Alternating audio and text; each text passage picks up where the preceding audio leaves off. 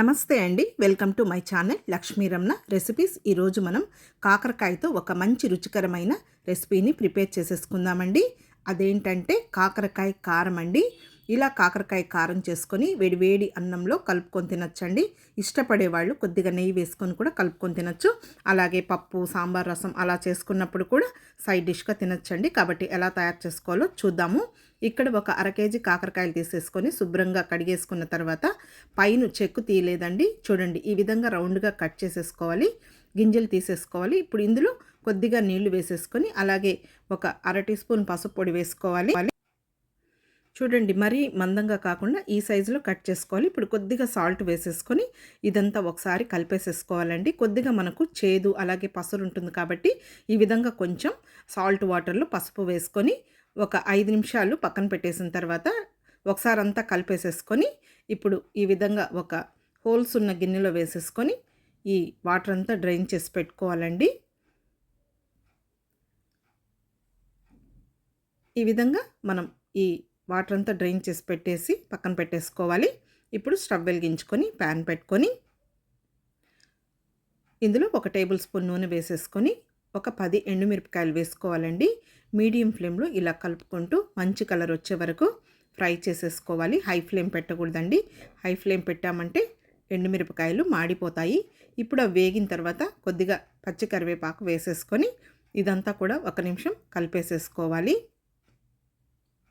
చూడండి, ఇప్పుడు ఎండుమిరపకాయలు వేగిపోయాయి. ఒక ప్లేట్లోకి తీసేసుకొని పక్కన పెట్టేసుకోవాలి. ఇప్పుడు ఇదే ప్యాన్లో కొద్దిగా నూనె ఉంది కదా అండి, ఒక టేబుల్ స్పూన్ పల్లీలు వేసేసుకొని ఈ పల్లీలను కూడా మీడియం ఫ్లేమ్లో ఇలా కలుపుకుంటూ మంచి కలర్ వచ్చే వరకు ఫ్రై చేసేసుకోవాలి. ఇప్పుడు ఈ పల్లీలు ఒక ముప్పావు వంతు వేగిన తర్వాత ఇందులో ఒక టేబుల్ స్పూన్ ధనియాలు అలాగే ఒక అర టీ స్పూన్ జీలకర్ర వేసేసుకొని జస్ట్ ఒకసారి అంతా కలిపేసేసుకోవాలి. ధనియాలు జీలకర్ర మనకు త్వరగానే వేగిపోతాయి. చూడండి, ఇప్పుడు ఇవి వేగిపోయాయండి. ఇవి కూడా తీసి పక్కన పెట్టేసుకోవాలి. వీటిని కూడా మనం చల్లార్చుకోవాలి. చల్లారిన తర్వాత మిక్సీ వేసేసుకోవాలి. ఇప్పుడు ఇవి పక్కన పెట్టేసుకుందాము. ఇప్పుడు అదే ప్యాన్లో ఒక 3 టేబుల్ స్పూన్ల నూనె వేసుకోవాలి. నూనె వేడెక్కిన తర్వాత ఈ కాకరకాయ ముక్కల్ని కొన్ని వేసుకొని మనం ఫ్రై చేసేసుకోవాలండి. మరి ఆయిల్ ఏం ఎక్కువ అవసరం లేదు. కావాలంటే తక్కువ వస్తే మళ్ళీ ఇంకొద్దిగా వేసుకోవచ్చు. ఈ విధంగా కలుపుకుంటూ మీడియం ఫ్లేమ్కి హై ఫ్లేమ్కి అడ్జస్ట్ చేసుకుంటూ మంచి కలర్ వచ్చే వరకు ఫ్రై చేసేసుకోవాలి. చూడండి, ఇప్పుడు ఇవి చక్కగా వేగిపోయాయి. మనకు ఈ కాకరకాయలు ఫ్రై చేసుకున్న తర్వాత కొద్దిగా మనకు చేదని అనిపిస్తుంది కదా అండి. అందుకే ఆయిల్ ఎక్కువగా వేయకుండా కొద్దిగా వేసుకుంటూ కూడా మనం ఈ కాకరకాయ ముక్కల్ని ఫ్రై చేసేసుకోవాలి.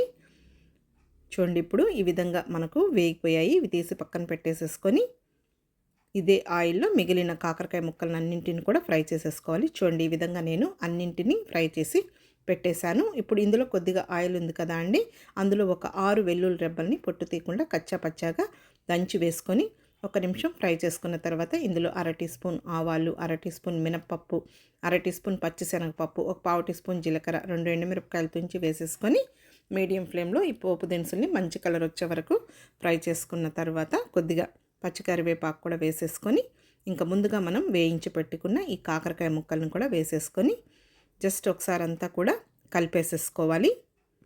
ఇప్పుడు ఇందులో ఒక పావు టీ స్పూన్ పసుపు పొడి వేసుకోవాలి. ఆల్రెడీ మనం ముందుగానే వేసాము కాబట్టి సరిపోతుంది. ఇప్పుడు ఇదంతా ఒకసారి కలుపుకున్న తర్వాత స్టవ్ ఆఫ్ చేసేసుకోవాలి.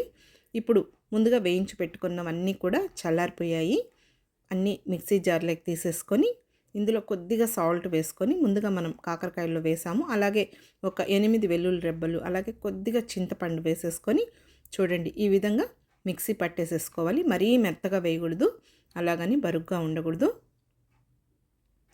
ఇప్పుడు ఈ కారం పొడిని మనం తయారు చేసుకున్నాం కదా అండి, ఇదంతా కూడా వేసేసుకోవాలి. ఇంకేం ఫ్లేమ్ పెట్టాల్సిన అవసరం లేదు. లైట్గా వేడిగా ఉంటుంది కాబట్టి ఈ పొడి వేసేసుకొని జస్ట్ ఇదంతా కూడా ఒకసారి కలిపేసేసుకోవాలండి. దీన్ని మనం స్టోర్ కూడా చేసుకోవచ్చు. వేడి అన్నంలో ఈ కాకరకాయ కారం వేసుకొని, లేదు పచ్చడి, సాంబార్, రసం అలా చేసుకున్నప్పుడు కూడా పప్పుచారులోకి కూడా కాంబినేషన్ చాలా బాగుంటుందండి. కాబట్టి తప్పకుండా ట్రై చేసి చూడండి, చాలా బాగుంటుంది. ఈ వీడియో మీకు నచ్చితే లైక్ చేయండి, షేర్ చేయండి. కొత్తగా చూస్తున్న వారైతే నా ఛానల్ని తప్పకుండా సబ్స్క్రైబ్ చేసుకోండి. ఇంకొక మంచి వీడియోతో మళ్ళీ కలుద్దాం. నమస్తే అండి.